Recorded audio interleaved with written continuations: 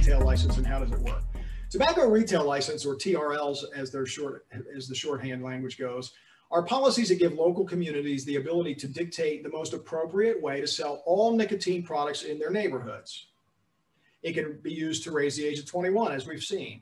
It can be used to expand the definition of tobacco to match federal law. It can be used to reduce the location and density of tobacco retailers, just like we do with alcohol licensing. It can be used to limit point of sale advertising and tobacco product placement as a condition of the license. You can put rules in the license for what you want in your local community.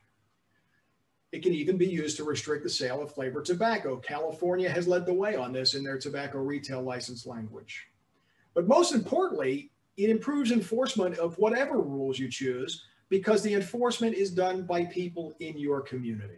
You're not waiting for ABT. You're not worried if the sheriffs are going to participate. It doesn't have to be a state agency. It can be a local agency. What are the key elements of an effective tobacco retail license policy? The first and most important is that all tobacco retailers are required to obtain a license and renew that license annually. And when I say all tobacco retailers, I'm saying that includes the vape shop owners, everybody in the community, cigar shop owners, everybody in the community. Ideally, the licensing fee should cover the cost of enforcing the ordinance. We call that revenue neutral. What I mean by that is me as a taxpayer who doesn't use tobacco shouldn't be on the hook for enforcing these rules. The people that are being enforced should. I'll give you an example. I get a medical license. I have to renew it every 2 years. It costs me a lot of money to do that. That's to make sure that we have doctors in the community that are safe to be practicing medicine. So the board reviews and takes action against physicians who are not, doing things appropriately in their community. That's it. We self-police through a medical license fee. That's what this is. It's designed to self-police the peers, your peers as a tobacco retailer. So when a tobacco retailer says, well, why do I have to do this? I don't sell illegally. Yeah, but when almost 50% of tobacco retailers, in the convenience store world are doing that.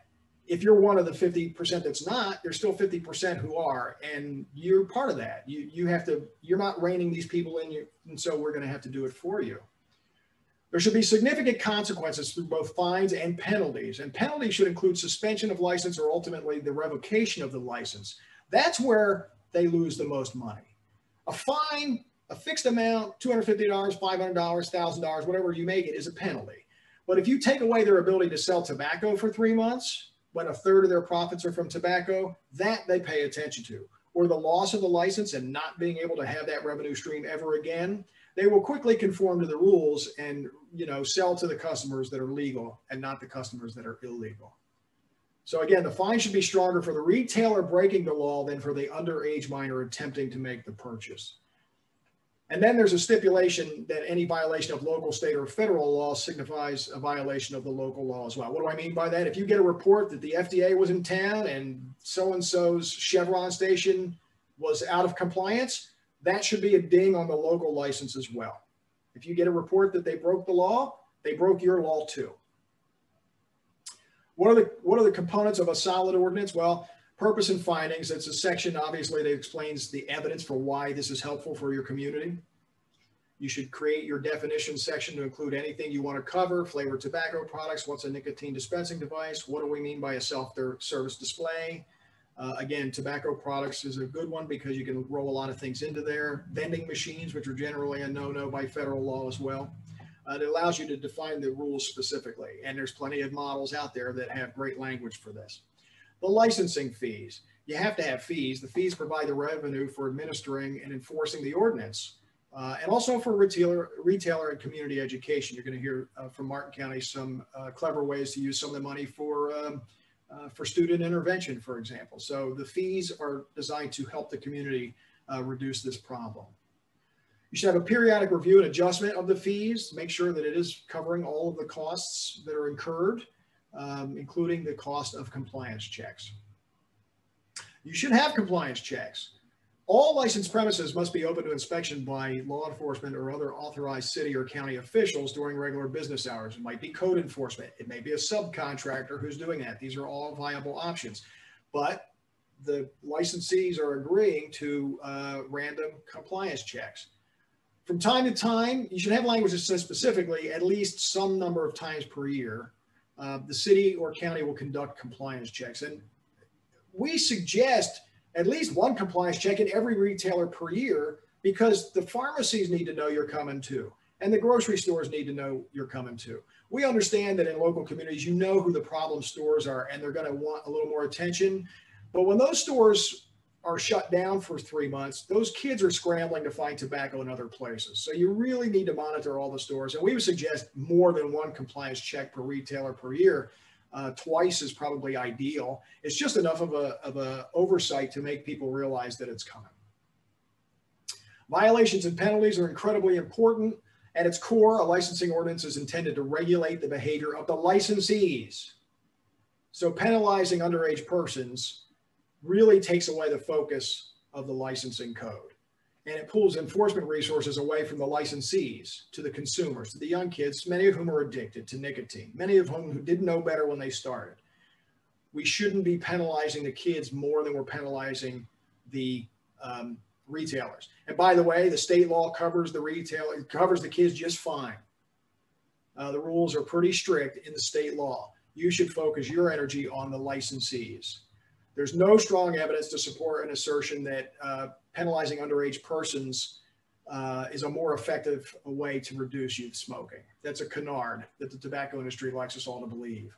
Many of those underage persons laws were lobbied for by the commercial tobacco industry to punish youth users and then let the industry off the hook. And then you'll hear language like, well, people were better parents, right? So penalize the kids, make the parents feel guilty about this behavior. That's all language that was really put forth by the tobacco industry. Fight the urge to do that or fall prey to that. You can tell people the state law covers the kids just fine. They can lose their driver's license at the state level. That's a pretty significant penalty. How about we focus on the group that's really the problem, the ones who are selling these to kids in an illegal fashion. Those penalties should include a substantial fine with increases for repeated violations. They should also include suspension of licenses with increased length of time for repeated violations, and ultimately the loss of the ability to make any revenue from the sale of tobacco if you continue to break the law. And no matter how large the fine is for violations, retailer will simply pay it as a cost of doing business. The real financial penalty comes from the loss of revenue from a suspended or a revoked license. It's a significant dollar amount that gets lost if you cannot sell tobacco for 2 weeks, 3 months, 6 months, or forever. And so please focus your energy on the license revocation. I can't say this enough. When you put a local license in play, it allows you to revoke it. You control that. If you revoke the license, it doesn't matter if they have a state license. You are saying you are not allowed to do business in our community because you're violating the law. And that is fair game. And so it's really important to put the license in place so you can take it away. And I think in Martin County, you're going to hear an interesting discussion about how they handled fees. But the key was they got the license so that they could take it away if they had to. So again, at a minimum, the licensing ordinance should mirror current FDA rules on tobacco. The age of sale, 21, no self-service sales, which is built into the FDA rules. No vending machine sales would be important to address. Ban on flavored products that are banned by the FDA, to me, would be super critical because that they're not allowed to be sold here anyway. You're just underscoring that in local law. You're not creating new law by putting that flavored language into there.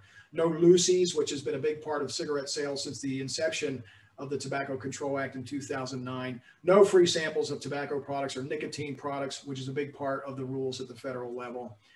Age verification with government issued ID, incredibly important. And then signage regarding age of sale, and making sure that that signage has language in it that you want it to have and is not the We Card program provided by the companies.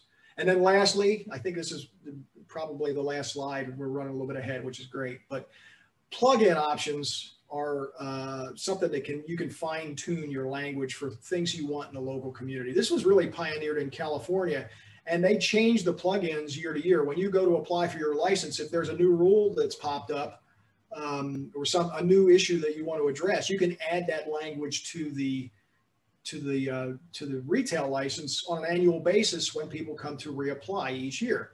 So what would be examples of that? Well, you can add additional policies to keep their license structure by reducing density near schools. You could put proximity restrictions near schools, like within 1,000 feet of a school, or you could pick other youth venues. You don't have to limit it to schools. You can name specific parks or playgrounds where kids frequently play and put a proximity restriction on that. You can cap the licenses. This is frequently done with alcohol licenses. In certain communities, you have to buy a license from another licensee. There are no new licenses. And then no product discounts or minimum pricing. So that would be like you can't accept coupons. You can't sell buy one, get one free. Those are all marketing dollars that try to reduce the cost at the retail outlet to make it easier for kids to purchase them, right? If you can buy 2 packs for the price of 1, kids can pool their money together and go get 2 packs of cigarettes. But if you set a no discount policy in your language, or no coupons, or even minimum pricing, I think Maryland's a state that has minimum pricing statewide. There's no way to use a coupon. A pack of cigarettes costs this in the state of Maryland. And so you can set minimum pricing for cigarettes, and that reduces the choices for kids among, you can get a second tier product cheaper than you could a first tier product. But if they're all $7 a pack, or they're all $8 a pack, then it doesn't matter. There is no brand that is cheaper, that is more accessible by kids. And also prohibitions on sales at pharmacies. You can actually say, we're not going to allow the sale of tobacco at pharmacies. And some of the examples throughout the country include that language, where your Walgreens and your CVS, of course, has voluntarily pooled it. So Walgreens is the big one standing, but you can actually prohibit the sale of tobacco products at pharmacies. And you can even ban additional flavored products at your discretion if you feel the need to do that. And there are certainly many communities, as Brittany mentioned earlier, who put flavored bans in place as part of their rules and regulation locally. Those are additional things, optional plug-in policies, not necessarily core components of a great solid license, but everything you add really helps reduce youth access to tobacco.